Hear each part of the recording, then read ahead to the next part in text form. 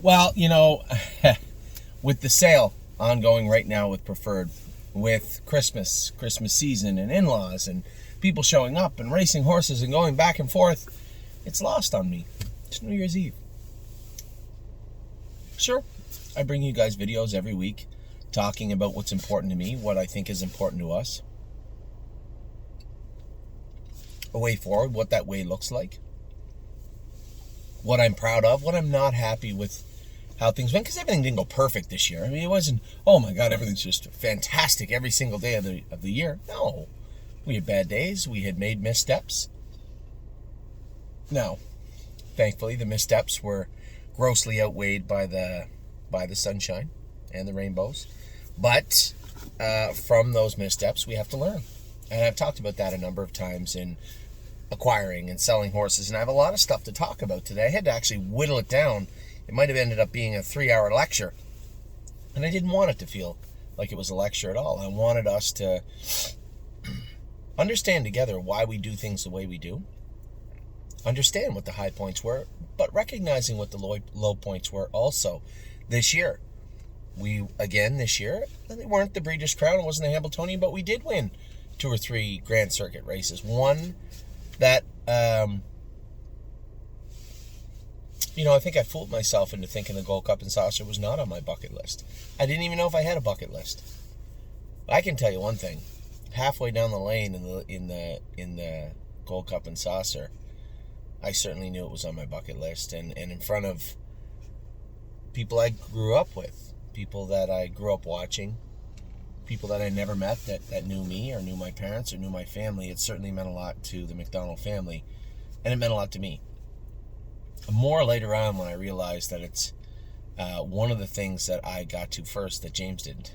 So, yes, as happy as I am in my place in life, and I couldn't be happier.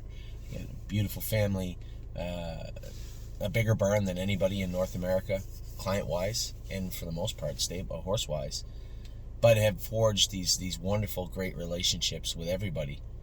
And but I know, as a driver goes, I'm not as good a driver as James. I never was as good a driver as Mark. I'm better looking than both of them, of course, but when it comes to the track, we've been able to forge such a bond with so many people. It's truly been, and truthfully speaking, I guess if you ask us, our biggest accomplishment isn't the Gold Cup, it isn't winning races, it's building the stable community. And we never set out to build the stable community. We set out to build a barn, set out to race horses. We set out to build a business. We did not set out to build a community, and that has been the biggest accomplishment of the stable.ca, is the community we've built. Seeing people cheer for other horses they don't own anything of, simply because it's owned by the stable. I remember the first time I realized what was going on in regards to the community spirit. I was floored and shocked and happy all at the same time. I mean, most of that, as far as how the stable operates, I mean, the community spirit, the community itself, that's driven by Kelly, right? Our social media, our the person who puts out all of our information. Yes, I'm happy to sit here and talk to you guys every single week and do videos. And some people don't understand that.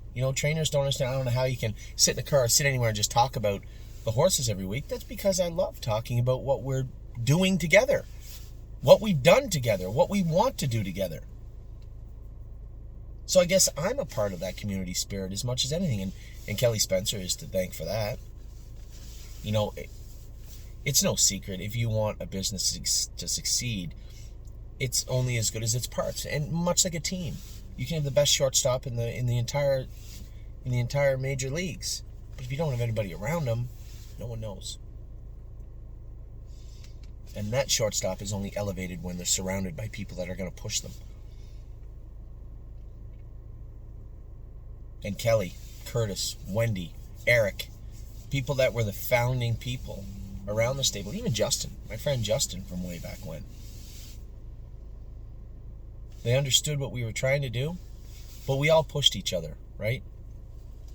If there was no push there wouldn't be 150 horses in the stable. There'd be 40 or 50. We'd be booked all the time. Rather than having almost 1,000 clients, we'd have a couple hundred, 300. I want to grow. I want to continue to make it bigger than anybody thought it would. The downside of that is people look at it and say, oh, I could never do that. Well, no, you couldn't do the stable.ca 2023. It took us 8-9 years to do this. Of course you can't do it. But if you're willing to put in the time, you can. Or at least a version of that. So when it comes to, you'll likely hear that a lot during this video, the phone going off. So between the horses, the people, the community spirit, stable.ca in its entirety, we all deserve a pat in the back. I don't need one, but you need one. Kelly needs one. My wife, you guys, oh, Amy's so nice. You guys have no idea. Goes to the barn every morning, works her butt off like a caretaker, helps run the stable, raises our kids with me, runs all over the place, put in a tough spot, and still we thrive. And we moved together forward. So I want to go over a lot of what went on this year. I wanted to make a top 10 list, our top 10 horses in the barn. That was not an easy list, as you can imagine. No yearlings are on here. That would be unfair. But there was like 26 horses on here I had to whittle down to 10. And I did. I whittled down to 10. I think it's going to be a lot of people say, well, why was this horse not number 2 and instead he was number 5 or number 6 instead of... Sure, but this is my list. We'll talk about that. We'll talk about some of the horses that did well. But I want to look back at some of the things we did right this year. I think changing our model and the way we acquire and sell horses, although it was a polarizing topic throughout the year, and it won't change. It will be in the future. People are now starting to understand why it is so important to do things the way we do them. Why buying horses like LD's Patrick last year, although he's not racing good, he will again. But buying horses in that bracket, right? Like the horse we just purchased, the HB Maestro, the trip he went the other day was amazing. Buying horses in that bracket and hoping that they mature and become better horses. That's how we do good, right? I don't like the claiming game. I don't like giving $1 for $1. I would rather give you $1 hoping it's $5 down the road. All the while ensuring that it's probably close to $1 at worst case scenario. And that doesn't always work. We lost out a Handsome Face towards the end of the year. It was a big loss for us. It didn't sink us by any means, but not the way we want, but you're never going to. You just think we're going to buy horses and always do good. If it was that easy, everybody would do it. You got to take the good with the bad. What I love about you guys was you did take the good with the bad. Not one person complained when we sold a Handsome Face. We lost $18,000 to $20,000 US on a Handsome Face. I guess maybe not. Yeah, we did. Yeah. And we did well with other ones, right? The purchases of, and please don't get upset if I miss somebody's name. We have so many horses here. The purchases of Kings County, Patrick the Piranha, Locatelli earlier on in the year. And I'm just looking through the list here. I don't want to miss anyone. Sintra, I was just about to miss him. Here's a horse that we bought in July for $75,000, and he ended up making well over $100, winning the Gold Cup and Saucer, winning the Open again. A 9-year-old. I tied him to how hairy he is, right? Everybody thought the horse or him maybe were down and out. Man, did they ever turn into phoenixes? They both just exploded forward. Harry Poulton put himself back on the leaderboard in Canada at Mohawk. Now, he wasn't the leading trainer, but when you factor in all the stable horses that raced there, we were one of the top stables at Mohawk this year in Canada, which is impressive considering where we come from. Remember, when we started, they said it wouldn't work, wouldn't take off, people wouldn't buy into it, right? And then as we got better and better, and I was stretched thin every year, still am this year. That's because I, like you, have put my blood, sweat, and tears and what I can into the stable. They said it wouldn't work. And then it did, and they said it was a gimmick and it'll burn out. Oh, it's a Ponzi scheme, it'll collapse. Because those are the people that built this industry, right? Those are the people that are left. You know, somebody asked me one time, how do we make the industry a better place? Quick question. No problem. Bring better people into the industry. It's not that there's bad people in the industry. It's just they're thinned out, right? You're left dealing with people that have become rigid, angry, frustrated, beaten down by this industry. And I don't blame them. I've seen how bad the industry can be to people. I tell you all the time how merciless this industry can be and how quickly we have to move to sidestep some of those potholes and landmines that are right in front of us. Not everybody can. And this industry can be a mean place, but it can be a fantastic, it is the best sport that I've ever been involved with. I love baseball, football, hockey, all the sports. But this one, you'll get your juices pumping, it'll get your adrenaline going because you're in it. You're a part of it, right? You don't get to play shortstop for the Yankees. You don't get to play wide receiver for the Cowboys. But you get to have your name on your horse, well, in the stable. But you get to be a part of the ownership of that horse. HB Maestro doesn't race last week if it's not for you. Kings County doesn't race every week if I didn't have the confidence to go buy him. You gave me that confidence. Sintra, no shot. I hit the bid button. But the way things are built, the way the stable is moving, how aggressive you are, and how much trust you have in what we see, what we're trying to do, allowed me to buy that horse. You guys may not remember. There's no videos about Sintra. There's no, hey, we should buy this 9-year-old horse that's coming into one of the hottest stables ever in the last 20 years. That didn't come up because I bought him. And then I went to you. And I couldn't have done that without the confidence you instill in me. You give me. Patrick the Piranha. Bought him virtually on a whim.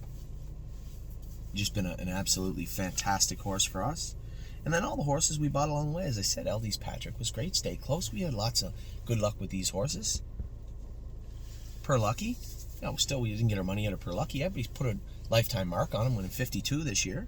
How many trotters do we have winning 52, 51, 50, 53, 54? Those are still good horses.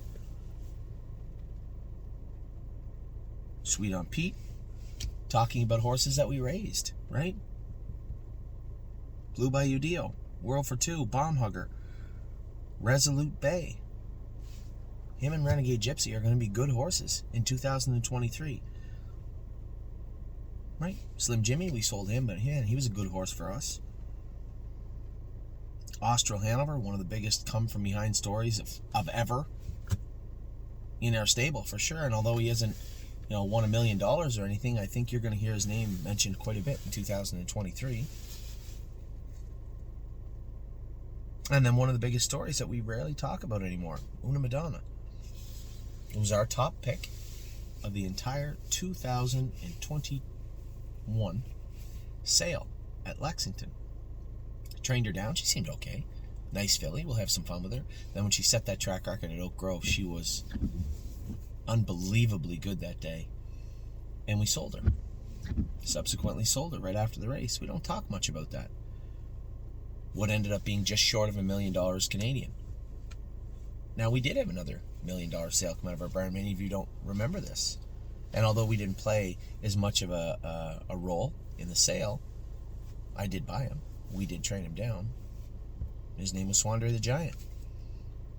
So although our stable is huge now, and although it's come a long way, we did have horses along the way. In one of the first few years, we had Lawmaker, who ended up being sold to Europe, raced in the Hambletonian eliminations. Yes, he made a break on Dave Miller. Yes, I took some flack over that. But we were there. White Tiger set a world record. Won over $400,000 for the stable this year, but set a world record at 2. Won stake races, just beat in the final as a 2-year-old. Had a great year. I've had a lot of luck as I look down this list, and then you look to this past year, as I spoke about Una Madonna. Right? Let's not forget how good Spitfire Overseas was. Market 55, raced in the Breeders' Crown. Carter Michael Dio, winner of the Consolation, raced in the Houghton, raced in the Wellwood eliminations. Swinging Senorita, won. The Next Generation was the first horse we ever had to go over $200,000 a year. We're still in our fledgling stages. When you hear a big stable saying, oh, it's the first $200,000 winner you've ever had, because we're just getting there. We just walked through the door.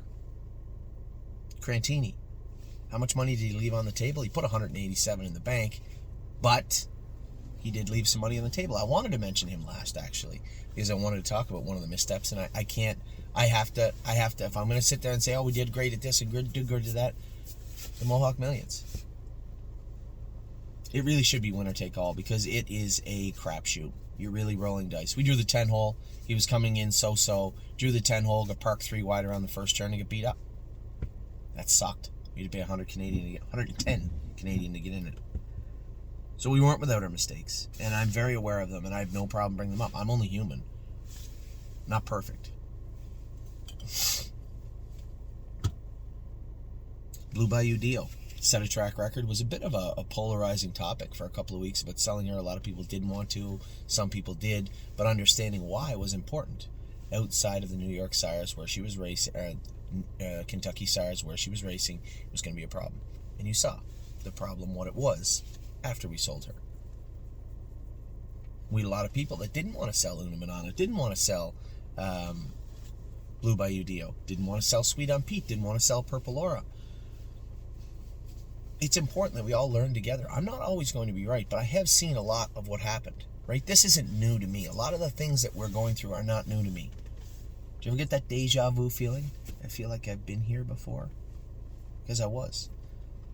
It's just a simple matter of retracing your steps, realizing what happened, what you did, and try not to do that again. And that's where we got to. That's where you are right now. So I'll run them down from start to finish. Last year, horses that jumped off the page at me that I thought we had a real good year with. My Jazz started off the year great. It was very depressing. She didn't get in full. She absorbed the full, and then we made the decision. Huge misstep, by the way, on my part. Made the decision, let's train them back. That was a monumental fail. My Jazz won her last start, again, as she did last year. Won her last start. And they're both gone to the field to breed. Now, I don't want to take what happened this year away from what they did for us at 2 and 3. So we will rebreed them. And speaking of breeding, Kings County. A lot of people asking, what are we going to do with Kings County? Just want to breed a couple of mares with them, see how they turn out. Right? Here's the problem. Whether it's Ontario or whether it's Ohio, there are sons of Muscle Hill here. Fairly prolific ones, and the breeding farms are touting those horses. So their broodmare bands are tied into their sons of Muscle Hill. So by putting Kings County out there as a commercial stallion, you're not getting the stallion, you're not getting the mares from any of the major breeding farms, because they already have their sons of Muscle Hill there. Fine, I don't care. We'll breed our mares to them. Pretty good mares too. We'll breed our mares to him. You know, I know Haley Moore, who's going to house her horses in Kentucky, and turns out a lot of our horses down there. She asked if she could breed her mare to Kings County. Sure, if we can figure out how to do it. We still have to get his mobility of his sperm checked, because the last thing I want to do, and this is something we learned last year, some stallions don't have great sperm. Swimmers aren't great. What happens is you breed the mare, then you breed the mare, then you breed the mare. Before you know it, 2.5, 3 months have gone by. Now you're in a bad spot. Now you're in May of breeding season. You don't want to be into May and June, because then the foal's born in May, and that cycle just continues and continues and continues. So we are going to check his sperm just to make sure everything's all right, but we would like to breed our mares to him. Good horse. $210,000 yearling, approaching $500,000, 2 track record set, a mark of 51 on a 5/8 mile track, raced in all the major stake races, got injured at 2 and at 3, and come back to set those 2 track records as an aged horse. And is what over $220,000 this year in the States? It's a good horse. If he wasn't our horse, I would contemplate breeding to him in Ohio. So my Jazz, as I said, had a great finish to her, what I thought was her career, and then at least a decent finish to her unretirement just before she was re-retired. Kings County, I talked about him a minute ago, just a tremendous animal. So lucky to pick this horse up, and somebody said, she really, you guys at the stable just seem to have a good eye for those horses. It's not that hard. As I said, $200,000 yearling with, yes, he had some injuries, but physically looking at him, you couldn't see them. They appear to be healed. From what the trainer tells me, they are healed. Bring him back, train him, race him, And you saw how he grew, right? Because it's hard to get to that level. To get to this level, it's hard. He was a middle of the road condition horse and just kind of worked his way forward, little better, and then now you have the Kings County of today. An impressive animal. We bought Good as Him isn't on this list, but I think very highly of this horse since I drove him. I like him a lot. So I will talk about him also. Kings County, just the best horse probably between him, Sintra, Patrick de Piranha. Do I have any more here? And Locatelli. And now Looks Like Money. I would say the 5 of the best horses we've ever purchased privately. I guess publicly in a public auction. So Kings County on there. Good as Him, as I said, the brother to Father Patrick. The scouting report on this guy, a little sulky. Didn't really finish off his work the way he should. He is now. There's no faults from what I saw at the Meadows 2 weeks ago. And then a winner there the other day. Looked great. Eldie's Patrick, we bought him and he did nothing but print money for the first 4, 5, 6 months we had him. He looked a little tired. We turned him out, brought him back. Not so good. We're trying to get him underway. Now we changed his shoes radically the other day. Dominic said he trained very well at Mohawk. So we'll see. I'm going to drive him on Monday. I'll know. So we'll see how he does on Monday. Stay close. Another horse. Bought this horse for next to nothing. Took a mark of 52-1 at Mohawk last year. That is a big mile. Again, for a horse with very limited starts in his career because he got hurt as a stake horse at 2. Sky's the limit for this guy as a now 5-year-old, I believe. Maybe going on 6. Levator, we don't have Levator anymore, but I love that horse. We bought him, did good with him for a while. Then it got to a point where we couldn't get him in. I think he was 1st or 2nd at Georgian, maybe 3rd. Raced him at Northfield. I think he was a winner, maybe. Or maybe he was a winner his next start here. And then we ended up selling him. But again, what I would consider a pretty decent purchase on our behalf. Blue Bayou Dio to buy her as a yearling, have her race decent at 2, but then so good at 3, and then to move her, for what we moved her for I think a great stroke of business. Also, World for 2, although we didn't move him, and that ties into what we'll talk about, some of the missteps we make. I know a lot of people's philosophy is stake them conservatively, and I don't disagree with that, but I look at our staking almost as an investment, and I don't like to use that word when it comes to horses. But if we're going to stake our 2-year-olds, let it be known that the reason we were able to sell Una Madonna for as much as we did, and horses like Blue Bayou Dio and Bomb Hugger, was because of what they were paid into. Now, they were 3, but still what they were paid into. And many of those payments had to be made at 2 as a yearling, a 2-year-old, so you can continue on at 3. Without those payments, you're left with World for 2, who was paid into nothing, virtually. Just the PA Sires, and I think the Fair program, maybe like the Liberty Bell. And then when he went that big mile and was a winner in 51, we did field calls. And the first question asked, as I always tell you is, what's he eligible to? Not that much. Okay, have a good day. I know a lot of people don't buy into that, but I'm telling you right now, you will. For the horses we're buying right now, for the pedigrees that we have in the barn, if they aren't staked to good stake races, they are worth a lot less, or in this case, nothing, to the people that may want them. And I know people really have a tough time grasping that, but it is the truth. Una Madonna, not sold at all last year if she isn't staked the way she is. If we didn't stake her like the horse we were offered, the money we were offered for, how could somebody say, yeah, sure, I'll give you close to $1 million Canadian. Oh, she's not eligible to the Breeders' Crown, or the Hambo Oaks at 3, or a number of the big races. Yeah, I'm probably just going to pass. That's what it comes down to. So for the people out there saying, yeah, but if you do that, I'm sure it doesn't work out in the wash. Well, it does. I think it does. So some of the missteps were the Mohawk Millions. Yeah, there's a very, very risky stake race, and one that I don't know that we will pay anybody into this year. For the people that know, I said, I just don't like the gamble. And I don't blame them. It's a terrible gamble. I told Mohawk, and I'll say it again out loud, I think it should be winner take all. Give everybody that $10,000 back if you want, that 10% of what they put in, the pittance of what they put in. Give the other 9 $10,000. Give that guy 9-10, the winner. Call it what it is, because first, second, third, you finish 4th, you lose money. It's kind of a tough race.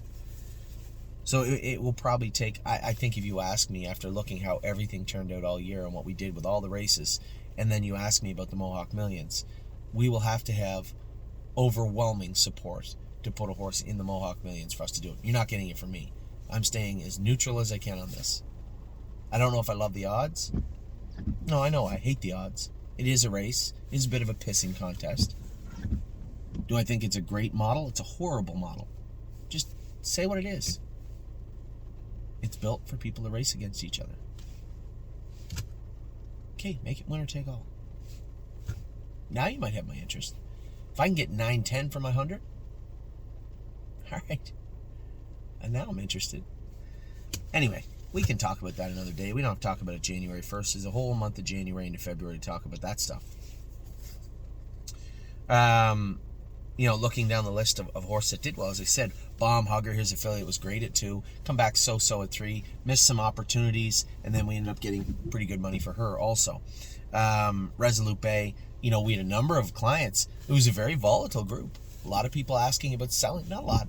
The minority for sure asking about selling him, and we did entertain it, but he's just, every time we said, should we sell him, he'll just go out and race like a monster, and he'd be like, why would we sell this horse? This is the type of horse we want. If we went to the Meadowlands sale and there was a horse like Resolute Bay on paper, that would be a horse we would want. So why would I go out of my way to not buy or sell, even worse, a horse like Resolute Bay? Just a tremendous animal. Him and Resolute Bay and Renegade Gypsy were both on the sale block. Both of them, because we talk about this all the time. The transition from 3 to 4 is so tough. It is so tough. And I really didn't see either of these horses jumping forward in that giant way. I thought Resolute Bay could because he was smaller. He looked like he had a lot of maturing to do. Renegade Gypsy was this giant his whole life, and it just seemed like there was a wall coming, and I didn't think he'd go through it. Not only did he go through it, he just charged right through it head first. He is going to be a nice 4-year-old, and so is Resolute Bay. Both very, very nice horses. As I said, Slim Jimmy was a good horse for us. Even Sailor had his moments. Now, still trying to find his way, not happy with the break yesterday. We'll see. I think Stacy's toying with the idea of going to the Meadows, which I likely will be there Friday or Thursday. I'm not really sure why he looks so rough coming into the gate. This is twice Brett lost him, and usually, you just got to let him time him into the gate, and he'll come screaming off the car, and it just wasn't the case in 2 of these starts, and I can't really tell you why. Per Lucky, as I said, nice horse for us. Again, still owes us some money, but a very, very nice horse nonetheless, and probably will have a pretty good 2023 for us. Sweet on Pete, we had moved Sweet on Pete. Man, she was such a good mare. I wish we could have been able to race her once more in Indiana. She felt like she was just starting to break out, but if she didn't, we weren't getting remotely what we did for her. So I think it was the right move for both her and Purple Aura. Both those fillies did very good for us. We had a lot of fun with them. In fact, we have the one sister of Purple Aura and the aunt of Purple Aura. Now, I didn't buy Sweet on Pete's brother, I think, this year. I didn't love him. Maybe I'm wrong. We're all going to watch him, and I'm sure the people that bought Sweet on Pete and loved her so much will be watching the brother very closely and will be more than happy to remind me we didn't buy the horse as the year goes on. Dustin Hanover is a perfect example of what might be. Yes, we bought him for a lot of money, and no, it turned out he wasn't worth that money when we bought him, but I still think there's a very, very, very good path forward for this horse. But as I said to a couple of our partners, they're like, oh, can we get him to the Meadows? Can we bring him back home? Just so I'm clear, he's not going anywhere for a while. He's going to race just like that in that place, and I want his confidence up. I want him to get stronger. I want his stress level low, and I like exactly where he's at and what he's doing at Northfield Park, so he is not going anywhere for quite a while. Austral Hanover, as I said, I mentioned him, a horse that we developed. Everybody, Danny went with this horse all winter. Mario got him just before qualifications, maybe a month before, and really didn't really look good at all. And then one of those rare instances where the horse got to the gate, it was almost like a light bulb went off. And I'm like, oh, this is what you wanted me to do. I wasn't sure before, during all that training, when I made all those breaks, I wasn't sure this is what you wanted. Yeah, I'm pretty good at this. And Austral Hanover just floored me all summer, how nice he was. And I've said it multiple times, my favorite horse to drive at the end of the year. Just a very, very nice 2-year-old. And I personally am hoping for a huge, huge sophomore season from him. Even horses like 1-2 Skip a Few that did pretty good for us at 2 and 3. We sold her, but man, she was such a nice filly to us at 2 and 3. For a filly that didn't look that good training down again. Not quite the Austral Hanover's level. It's hard to get there, but she was a nice filly. Unbeatable Kemp, I think we're going to have a tremendous year. The break from Unbeatable Kemp the other day, throw it out. There could have been 100 reasons. None of them were serious. And I suspect just take an eraser and erase that line from your memory, because it will not be repeated in the near future, I don't think. Yes, a horse we don't talk about enough. Here's a horse. It's almost like he's moving into a retirement home. We have him in Dover. He's been raced over his head twice now. And as I said to Jim the other day, can't keep putting him in the open, right? So if he's not going to be able to get in a lower class on a tag or anything else, then I'm going to have to look at our options. He did look good the other day, so we'll give him that. He did look good. So let's see what they can do with yes, this week, again, over his head in the open, but we'll see. Maybe he'll find his way into some younger form, because he's just been such a good. There's no way you could ever say a bad thing about the horse. Yes, not in this barn, not in front of me, because he's been just a tremendous horse for us from day one. And then Una Madonna, we talk about all these horses that jumped forward. It's hard to believe she was that good. You saw her win in 53, I think, at the Meadowlands. Maybe she won in 55. I'm not sure. But the trip she went in, and if you don't, maybe you're not familiar with her, maybe it's erased your memory. It's erased from your memory, or it's escaped you because you weren't a client, or you weren't a client that owned a piece of Una Madonna, or you missed her. Go back and watch her video from Oak Grove. One of the most impressive moves, a 2-year-old at that stage of her career, one of the most impressive moves I've seen, and powerful filly. So, very interested to follow her in 2023, although she's not one of our horses anymore. Horse that I thought was a very, very good horse when she was a winner. Spitfire Overseas, Carter, Michael Dio, Crantini, part of that three-peat, those horses that were just so strong all summer. Crantini, until Scott Zeron got hurt, looked bionic, right? And Scotty knew him well, got along with him well. He raced well for Mark in the Poconos, and he made a break on me. And after that, he kind of come unraveled towards the end of the year. Did the timing, did the year itself play a role? I don't know. I'm not really sure, but had a great year, and I suspect he'll have a fantastic 2023. He looks really, really good now. Spitfire Overseas, I think, just a big, giant, fast horse. Of all the big movers of 2023, this might be the biggest. I think this horse has the biggest room for growth. Carter Michael Dio showed how fast he was, showed that he is going to be a player in 2023, I believe. But Spitfire Overseas, he just felt we were just scratching the surface with this guy. It just seemed to me there was so much more there, and I'm intrigued. I'm very, very interested to see what's going to play out in 2023 with him. Just an amazing colt. Him, Carter Michael Dio, Crantini. Again, 2023 looks like it's going to be coming off of a banner year. Looks like we could have another banner year in store for us, and I hope we do. Swinging Senorita, our first horse to $200,000. She was a $202,000, I think, winner. Race great all year. Yes, at the end of the year, she ended up looking like she was second or maybe third or maybe even fourth best filly in the state, but was always right there, knocking on the door. Looked good in Delaware, beat fair and square. Looked good at Northfield, Scioto, Dayton. Always right there knocking on the door, and I'm just so proud of what she became as we started out. Yes, and talk about missteps. I thought we had 6 ironclad, tough 2-year-old trotting fillies, and we ended up with one. A couple of them just didn't end up showing up. A couple of them, one got sick, the other one kind of lost her way, the other one fizzled out a little bit. Not Senorita. She excelled, and it didn't take long to see the cream rise to the top. She was just a very, very good filly for us. Nothing but a dreamer. Here's a horse we all know. It's well documented. He was lame when we bought him. That yearling video, he was lame. And they explained that they thought it was an abscess. He had OCDs removed. He just needed a little work. Even when he was training down, you're like, oh my God, that horse looks terrible. And then he just got a little bit better, and a little bit better, and a little bit better. Who knows what happens if Doug McNair gets out in the Wellwood elimination? He was so good that night. Who knows what happens the next week? Maybe he's the first one we're talking about instead of somewhere down near the bottom of the list. Just been such a good horse. And then Tailgate Buzz, and then two of our aged horses that really have put us on the map. Tailgate Buzz was great all season.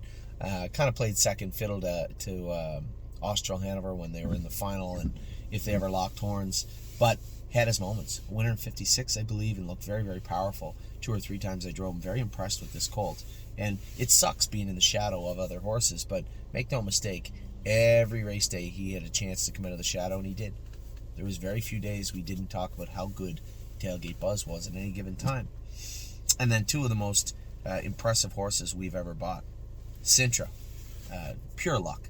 Pure luck. Well, not luck. He's always been a good horse, but pure luck that he somehow found the fountain of youth. And allowed both him and Locatelli. Two horses I have on this list last. Two horses. Locatelli we bought, and I told you guys, 3 to 4 is tough.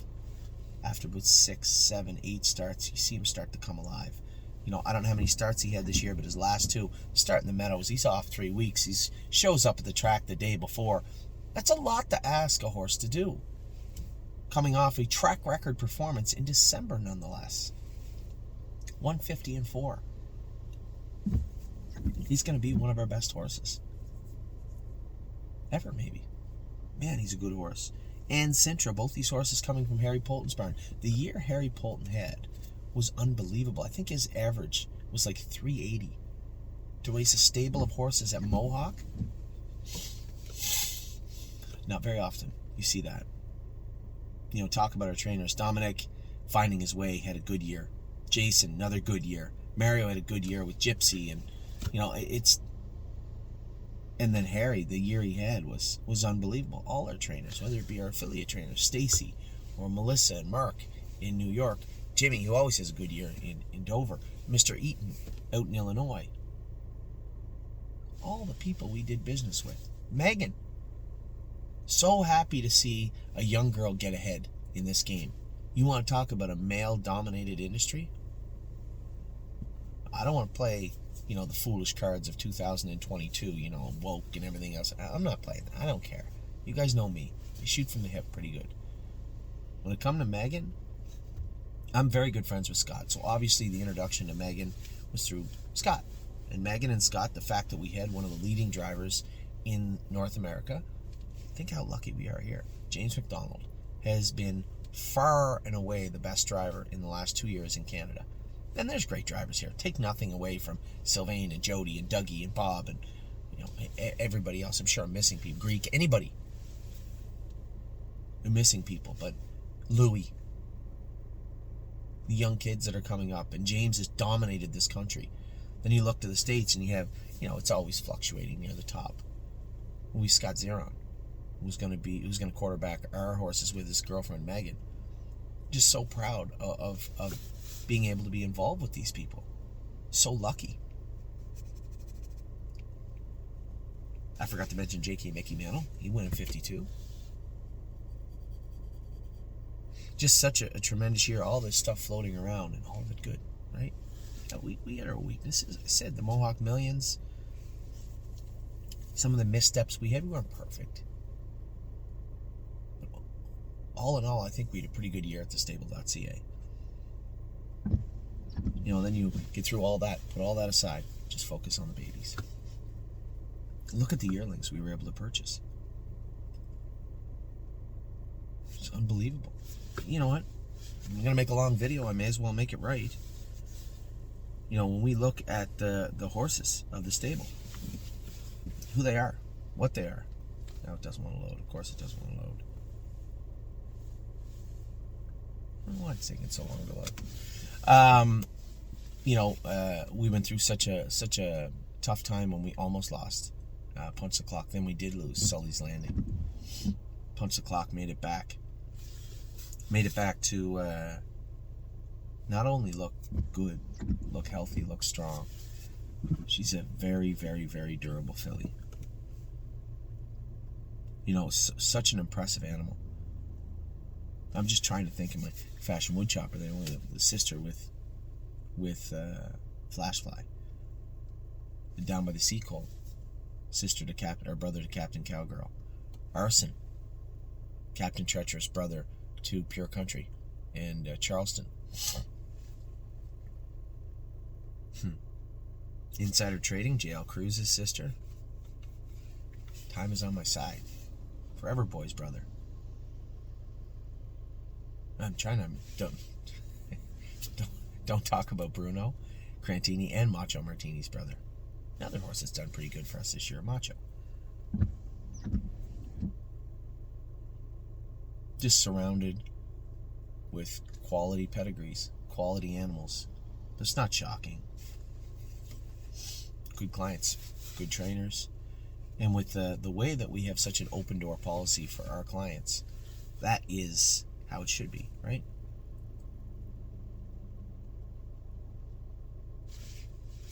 Whether it be myself, my wife, my kids, Curtis, Kelly, Wendy, Eric, anybody that has anything to do with the stable, we all want to see the stable succeed. The stable is not Anthony McDonald. The stable is what the industry could be. The stable is what any barn could be for any trainer. The stable is a blueprint forward, the best way forward for our industry. Now, there's a number of aspects of our industry that need fixing. I don't know anything about wagering and low takeouts and pick 5s and 8s. I'm not a gambler. I don't know any of that stuff. I mean, I know them, but I don't understand the intricacies of it. There's a lot that we don't know about the stable. But what I can say we do know about the stable, or what we know about the industry, is how to bring people into it. How to make people feel welcome. How to let them understand and learn what horse racing is, what it was meant to be. And you have allowed us to showcase that. We are the biggest stable in horse racing as far as people. We are one of the biggest horse stables by horses. But more importantly than all that, we are possibly the most important stable in racing. And make no mistake, that has nothing to do with me. Nothing. And everything to do with you. What I mean by that is this stable allows the industry hope. It allows the industry to show, even as early as last week, as late as last week, I had somebody telling me that there's no way to grow a stable in this industry. Telling me there's no way to grow a stable in this industry, and things are the way things are. It's not built for a small stable to grow. I said, well, how long has that been going on for? 10, 15 years. I said, well, you're talking to the owner and operator of the biggest stable in Canada, and it was opened 8 years ago, so there's that. That wasn't meant as it was meant as a smart aleck comment, but I want people to understand, and this is where the stable is so important. You can say there's no growth. You can say there's no way forward. You can say the future is bleak for racing.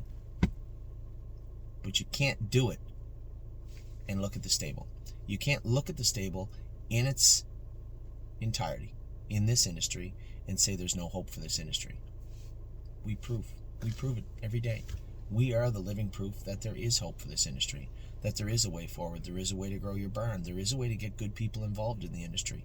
You can't say there isn't anymore. That doesn't hold water. It used to, because nobody could prove you otherwise, but we have. So, as we head into a new year, as we head into the new year, I want everybody to understand what you've allowed the stable to do. I want everybody to understand what we represent to the industry of horse racing. We are the shining light, so to speak, in the fog or the darkness. We are the one truth that people can't deny.